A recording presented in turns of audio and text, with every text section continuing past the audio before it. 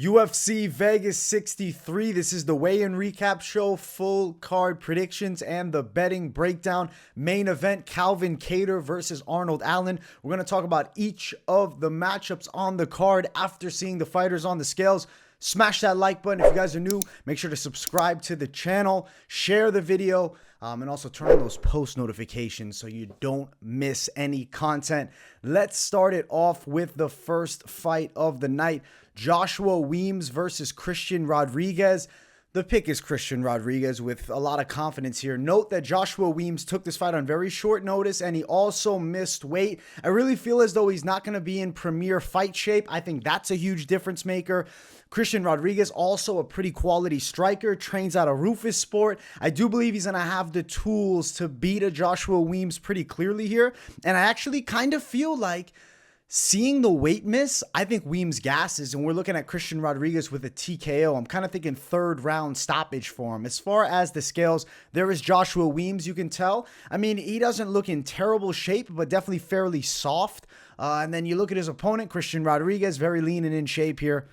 And then we'll pull up the face off. I'll quickly make myself disappear so you guys can see it in full. Yeah, there's a difference, I think, in the shapes here.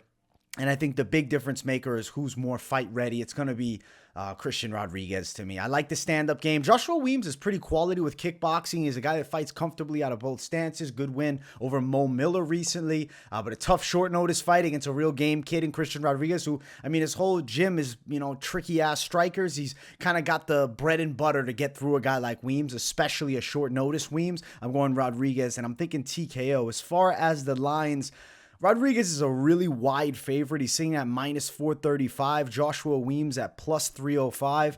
I like the chances for Christian Rodriguez to actually stop him. I'm starting to feel that stoppage more. Rodriguez by TKO, it's not great. It's upwards of plus 155. And then if you're looking, maybe you go under 2.5, minus 135, but I could see it later than that in the third round, even if it is a Rodriguez stoppage. So let's see. Rodriguez to win by KO, TKO in round 3, plus 800 to plus 1300 range if you're looking for a Hail Mary. Ultimately, I think Rodriguez gets a clear win. I'm confident that he gets it done, and I do think TKO is pretty damn likely here. I'm riding with Christian Rodriguez. Safer prop would be just that TKO prop as opposed to round betting it. Let's keep running up. Next fight of the night, Cody Durden versus Carlos Mota. My pick is Carlos Mota, which is like an opposite situation as picking the short notice guy over Durden, who was scheduled to fight on UFC Vegas 63. But Mota's a different beast here. He recently fought, what was this, 7 weeks ago, about 8 weeks ago nearly. He had a fight, knockout win. He looked in incredible shape, made weight without issue, which gives him, more confidence on my part is given to Carlos Mota because of that. He's a tricky Muay Thai style striker, quality grappling skill set. I believe he can hurt Cody Durden on the feet, but ultimately you can't fully sleep on Durden. The guy's well-rounded. He's good with his hands. He can definitely box. He's got a great wrestling base. He's never an easy out. I'm expecting 3 rounds of competitive action where Carlos Mota, I believe, is going to take it on the cards, but it is a difficult fight. Now, looking at the scales here, there is Carlos Mota looking in great shape. He's taking this UFC short notice debut super serious. He looks jacked too. And there is Cody Durden. He looks pretty intense on the scales. Close face off there. I'm confident with Mota winning. I think by a decision. I don't know about a finish here. I do really respect the durability of Durden. He does have a submission loss to Jimmy Flick in the mix and also to Muhammad Mokaev. But Mokaev caught him early, freak, and Mokaev's a freak, right? He caught him early. And then you look at Jimmy Flick, super tricky submission specialist. Durden's pretty game against quality competition, a draw versus Chris Gutierrez, who's now scheduled to fight Frankie Edgar. So Cody Durden's quality, and I think Carlos Mota is going to pass this test here. He's a good fighter. I like him to win, and I think he makes a bit of a statement with this UFC debut coming in on short notice and winning. He is the favorite as well, which is interesting noting that he's on the short notice, but this is an LFA champion. He's a quality guy at flyweight. Mota at minus 185, Durden upwards of plus 145. I like Mota to win. I would say money line would be a good attack. Over 2.5, I'm going to expect this fight to go. It's upwards of that plus 130 range. I don't love the prop side of betting here, but I will list off the method of victory. I think Mota wins by decision, that is sitting at plus 360. Out of curiosity, Mota by sub too is plus 1200. And that is a method we've seen Durden lose by, but I don't think he's an easy guy to submit by any means. I'm going to pick Carlos Mota decision, and I think money line would be the smartest play if you're looking to throw down. Next fight, Chase Hooper versus Steve Garcia. The Mean Machine, I think, is going to get clocked clean. I actually think Chase Hooper's striking has improved. I'm picking him here. I'm not saying he's going to really go out there and just outbox the hell out of Steve Garcia, but that knockout loss that Steve took against Machete is really concerning coming into this fight. I don't think he's going to have extreme confidence standing. I think Chase Hooper is definitely improving and getting more confident with striking, which in this fight I really think is going to set up takedowns. Chase Hooper is not an elite wrestler, more of that jiu-jitsu style takedowns, but he's consistent with his attacks. He works well against the cage. And I think he finds a way to incorporate the grappling and submit Steve Garcia. The pick has been Chase Hooper all week. The scales aren't going to change much. And any, factor, I would probably say that gave me more confidence from what I saw. There's Steve Garcia. There's Chase Hooper. And there's the face off there. You can see the height difference favoring, I've closed the wrong one out here.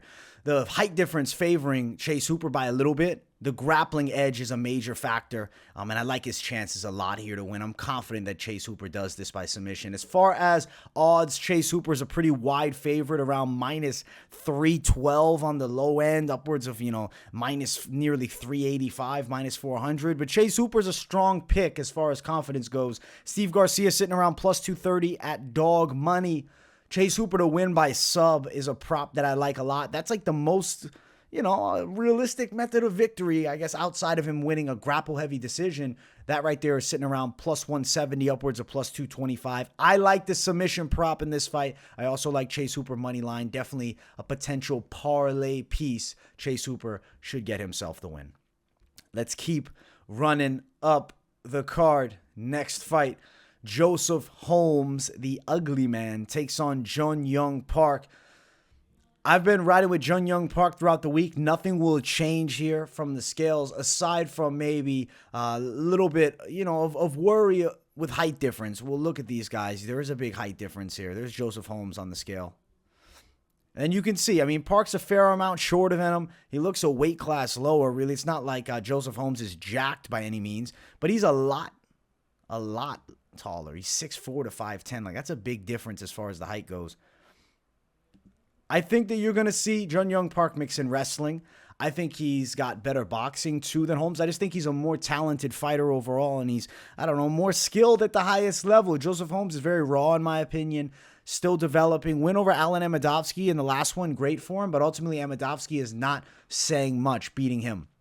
His loss previously, Jamie Pickett. I kind of feel like Holmes is similar to a Jamie Pickett, but I don't think he's as good. I think Jun Young Park should win 3 rounds and be pretty dominant. I'll pick Park by decision, riding with him here. He's sitting at minus 245, and then Joseph Holmes upwards of plus 185.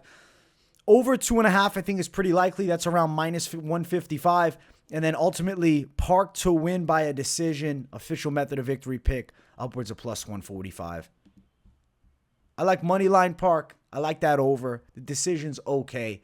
It's not a great line, but it's a possible prop, and I do think Park's getting his hand raised. I think this should be a skill-wise mismatch, but the physical attributes of Joseph Holmes can make him more competitive here. But ultimately, Park is still a pretty confident pick. I like his chances. Next fight of the night, the big boys going after it here. Andrei Arlovski versus Rogério de Lima. I've been picking Rogério de Lima throughout the week. I think he's got a pretty good chance to beat Andrei Arlovski. Arlovski has quietly gone on this crazy 4-fight winning streak. Granted, he's skimming by split decision against guys like Jared Vanderaa and Jay Collier. That's concerning when you're put out there with a powerhouse like Rogério de Lima. I like de Lima's chances of winning here. He looked very big on the scales. I think he's going to have a real strength advantage on Andrei Arlovski. There's Arlovski. It's not impossible Andrei Arlovski boxes up de Lima and gets a competitive decision. I didn't include Marcos Rogério de Lima as like my most confident picks of the week, but I do think there's a pretty good chance that he wins. Ultimately, Andrei Arlovski is good at outpointing fighters. De Lima has a powerful blitz, knockout power in the hands, a heavy Muay Thai style of striking, solid jiu-jitsu too, and he's very heavy from the top position. But can he get Arlovski down? I think a key to victory for De Lima, getting this fight against the cage, working the clinch, making it dirty boxing, elbows, knees, and take Andrei Arlovski down. Don't get into a point kickboxing fight with him because he will win by a decision if they do get into that type of fight. I will still pick De Lima. I think there's a chance he chins Arlovski. I've been kind of leaning the KO. Torn on method of victory, but I'll officially still ride with KO. But I am torn as far as method of victory goes here. And let's see. We got the face-off that I probably should clear myself from so you guys can get a better viewpoint of it. De Lima's a lot shorter than Arlovski. That's something to note. As far as odds, it's wide towards De Lima, minus 265. Arlovski, plus 195. De Lima by sub is like a real wild Hail Mary. It's like plus 1,000. It's something I had to mention value-wise. I did it on this week's Best of MMA Bets. I talked about it in the prop section. But it's definitely a sprinkle. As far as realistically, I think De Lima could chin him, sitting around plus 155, plus 185. Decision's not impossible, plus 210. I don't know. I just don't love the prop side of this fight. It probably goes over a round and a half at minus 240. I'm thinking De Lima should win it, but he's a little bit wide of a favorite. And it's heavyweights. It's Andrei Arlovski who just finds ways to win. You might be better off staying away from this one. But the pick will still be Marcos Rogério de Lima to get it done. Let's keep riding up. This is the featured prelim. It is Roman Dolidze versus Phil Hawes. Fun matchup here. I think Phil Hawes is going to win it. I've been picking him throughout the week with a fair amount of confidence. And I know some people are a little bit concerned about the Phil Hawes chin. I don't personally feel like he's super chinny. I think that he's been touched up by big shots. He's been knocked out a couple of times. We've seen it. But he's coming into his own. He's a really quick striker. He's super talented as far as his wrestling goes, his athleticism. He's a real solid prospect still. I mean, he's 33, so I guess it's like contendership now or never. Granted, he's at middleweight, so he has more time. Dolidze, very good jiu-jitsu, championship level on the floor. Ultimately, he had a big, impressive win over Kyle Dawkins that got people real hype on his power, but he's not known for knockout power. Outside of beating Kyle Dawkins by KO, in the UFC, we hadn't seen Dolidze get a finish. I really feel like the chances are Phil Hawes to get the hand raised. I think decision is possible. I also think there's a chance that Roman Dolidze gets knocked out because Phil Hawes is going to have a real boxing advantage. I think there's a level difference as far as the athleticism, speed, and boxing technique. The wrestling will match the jiu-jitsu of Dolidze, favoring wrestling towards Hawes, jiu-jitsu towards Dolidze. I think Phil Hawes is clear for a win here. I think KO, TKO possible, also decision. So method of victory is a little bit tricky, but money lining of Phil Hawes is not a bad idea. This Roman Dolidze, he does look in incredible shape. I'll give credit where it's due. Phil Hawes looks excellent as well.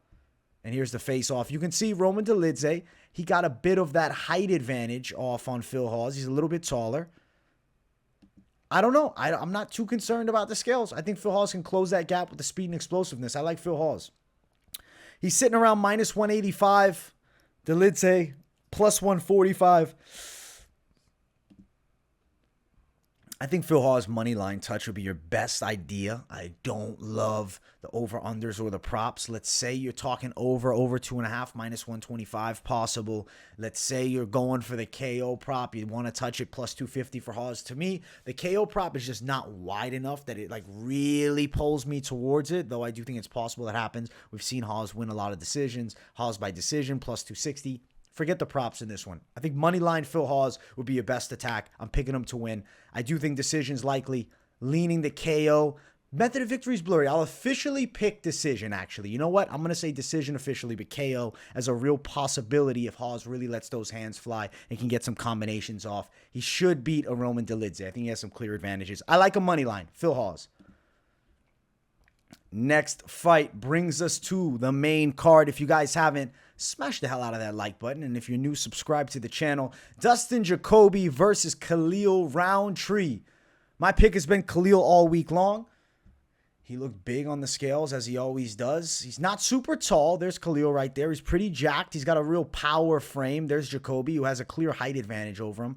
And there's a face-off. You can see, you know, a bit of height towards the favor of Jacoby. Thickness favors Khalil. I think knockout power is all Rountree. I do think you have to go Khalil Rountree as the pick, and he's a quality bet. This guy is the hunter of the kickboxers. Knocks out Gohan Saki.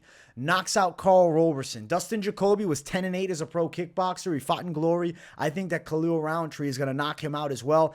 Dustin Jacoby's got like a quality, you know, from distance kickboxing game, and he knocked out Dawoon Jung, but he's not a huge finisher as far as mixed martial arts goes for the vast majority of his recent fights. Khalil Rountree is a finisher. He's a guy that needs the knockout to win for the most part. I expect it to be pretty possible here. Overhands, watch for those oblique kicks. He destroys knees with them, but I really think the hands could get it done. I think he touches Jacoby with an overhand shot and knocks him out. I'm going Khalil Rountree via KO over Dustin Jacoby. We're going Dog City. Odds for this one, plus 140 Khalil. Jacoby sitting at minus 180. I like Khalil as an underdog, and I think the KO prop is a good idea if you're looking to, you know, play both because it's good plus money, and that's how Khalil's normally winning fights. Upwards of plus 325 now for that KO prop. I like that a lot. I like Khalil Rountree. I'm confident that he wins. I think he's a very good underdog.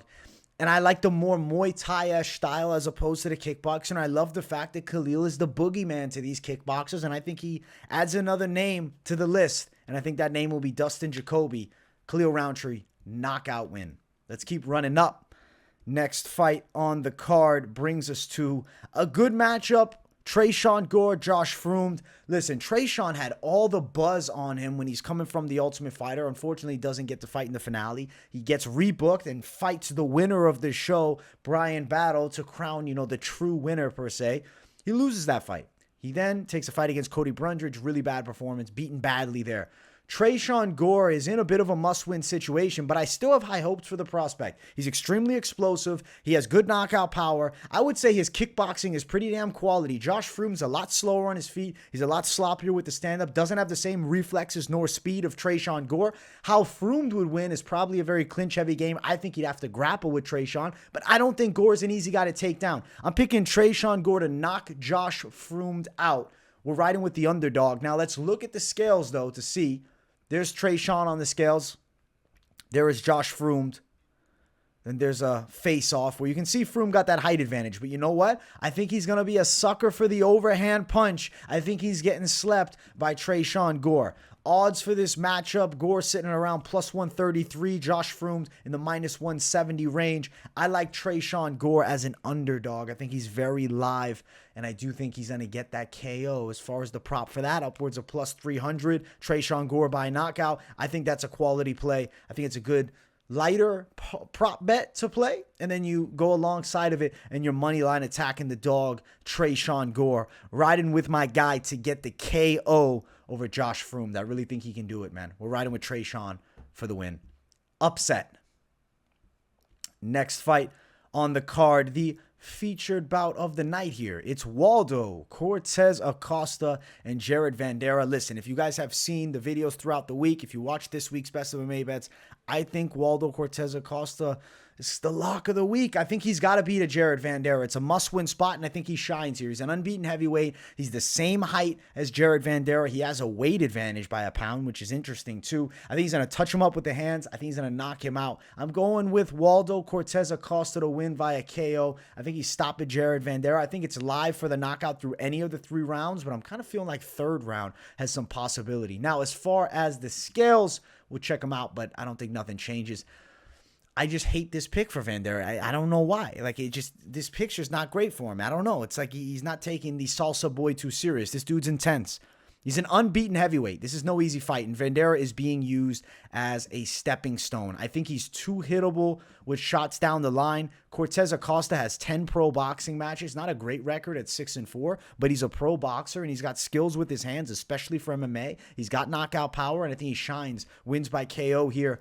Waldo Cortes-Acosta money line is -205. Vanderaa sitting at +155. We're riding with Waldo. We found Waldo. We've been wondering where he is, and now he's fighting in the featured bout of the night of the UFC, and I think he's a heavyweight lock. We're riding with him for the win. I like the chances that he gets the KO. Prop for that, +125. Not crazy wide.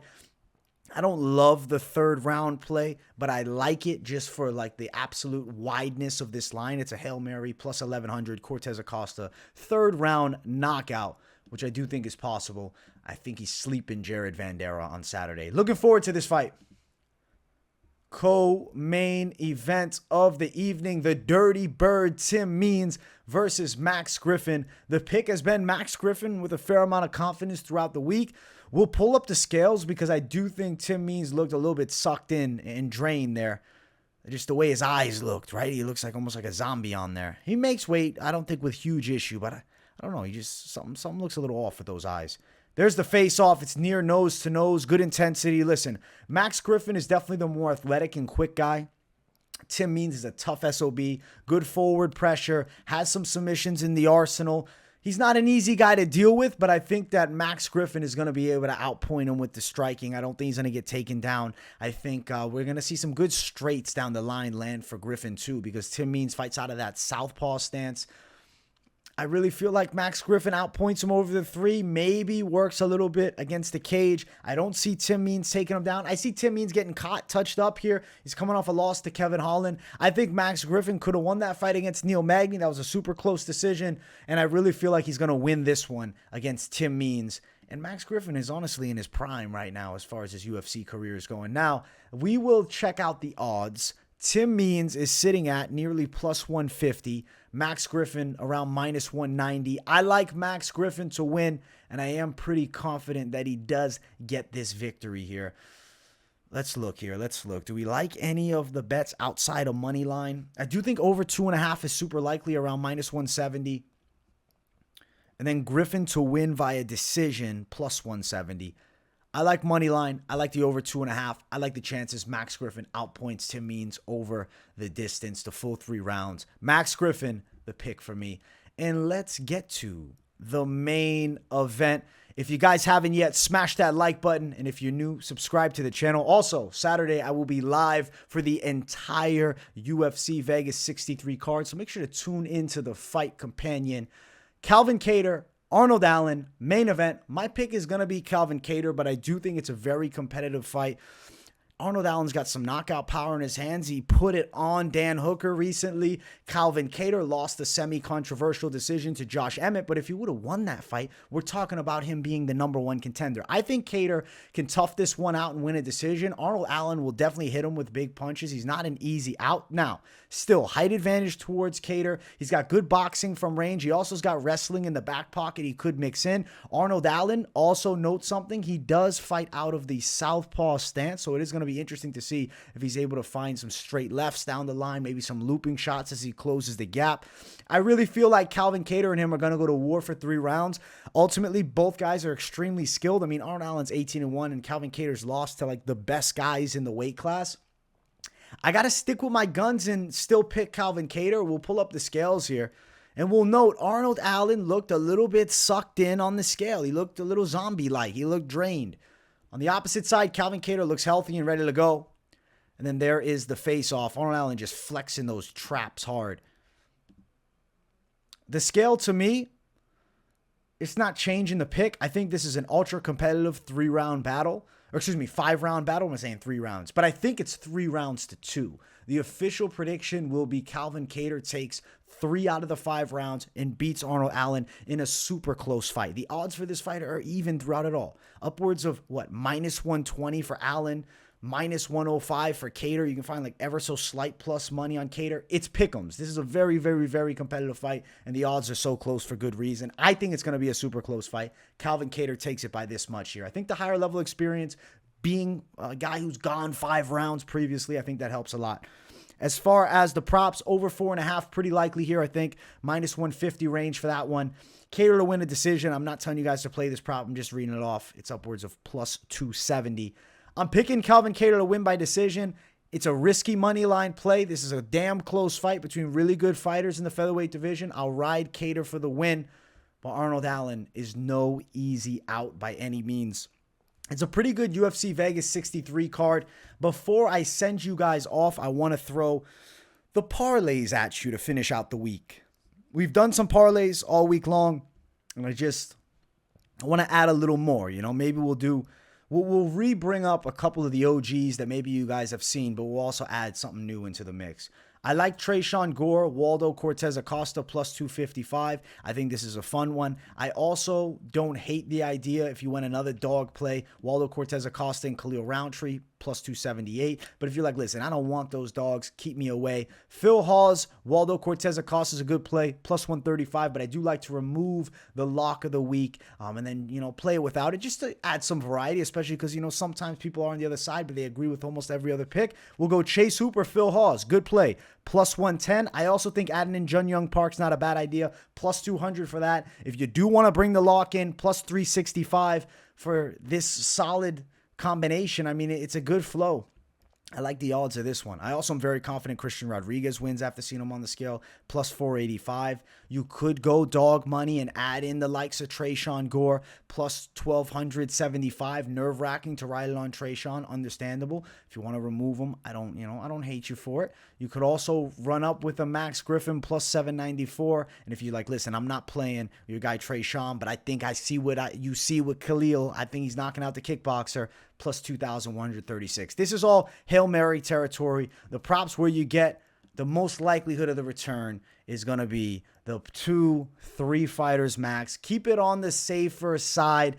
I also don't hate the idea of Yong Park over 2.5 here with Joseph Holmes. Mix that in with the likes of Waldo Cortes, and then you could also throw the likes of a Chase Hooper on that play. I think this could also be a pretty good one just to diversify a little bit more, upwards of plus 238. And you said, listen, give your Rodriguez in there, plus 324, just to add some more to it. Some pretty good potential plays this week. I'm super excited for this card. I'll be live for it all, as I said. Smash the hell out of the like button, guys. Show some love to your boy. I appreciate everybody for tuning into the show. Thank you all so much for watching. I will see you all very soon. Content dropping every day. Don't miss a video. Make sure those post notifications are turned on, and make sure you're subscribed. Much love. Peace, everyone, and see you soon.